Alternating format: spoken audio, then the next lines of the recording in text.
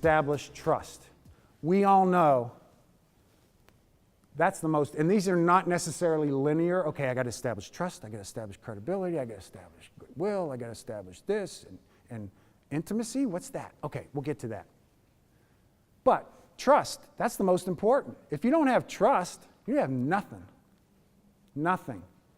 But you need to start establishing that in your very first, even if it's the phone call.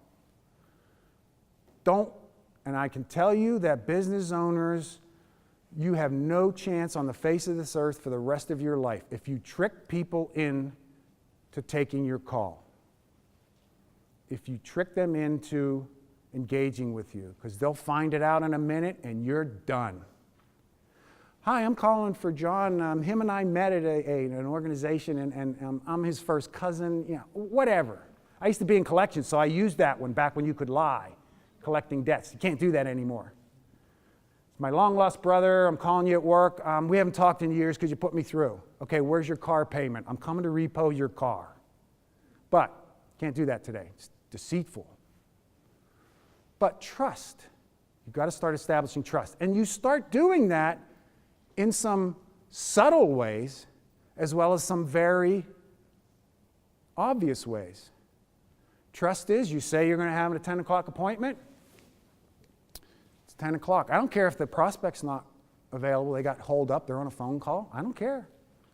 I'm there 5 minutes early, and we start at 10 o'clock. I'm not pulling in the driveway at 10 o'clock. I'm not standing at the reception desk signing in all the paperwork to get past the security guard at 10 o'clock. I'm sitting in the conference room or wherever we are, and I'll wait 15, 20 minutes, not much more than that, because my time's valuable too. But be there at 10 o'clock. They're going to trust that you're going to be there. The little subtle things. Do what you say you're going to do. Credibility. How do you build credibility?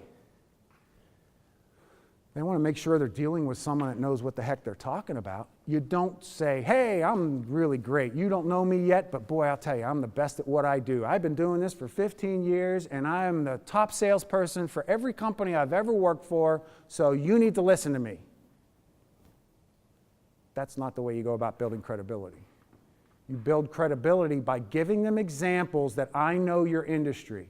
I've worked in your industry. Even if you haven't worked in their industry, you can find something that you can talk about that you're a credible individual without it being braggart or self-promoting.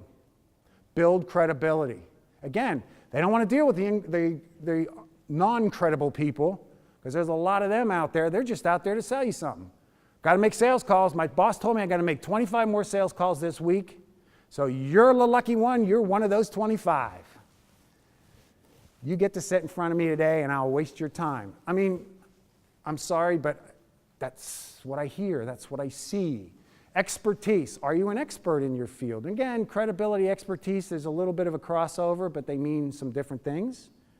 Again, be conscious of these things when you're in front of somebody, certainly for the first time, because you will not get a second chance. If you don't establish these things, or at least start establishing some of them, you'll get that, where did he go? Where did she go? They're gone. They left the face of the earth. Goodwill. Goodwill is a more general term, but we called it this. It's doing what you say you're going to do. When I tell you I'm going to send you something next week, send it on the day you said you were going to send it. Or I'll call you tomorrow. Call them tomorrow. Because it happens a lot. They don't call. They don't send it. Oh, I got delayed. No, you didn't. You didn't say what you're going to say you're going to do. So how am I going to do business with somebody that doesn't follow through on something initially that's real simple? Send me an email. Call me. Intimacy. Again, intimacy is not hugging before the sales call or hugging after the sales call. It's getting to a position where that person is going to share more information with you than they might the other person because you've connected with them, you've formed an initial bond with them, if you will. They trust you, they see you as credible, but they like you. And they're going to share more with you, so now you have a competitive advantage over everybody else.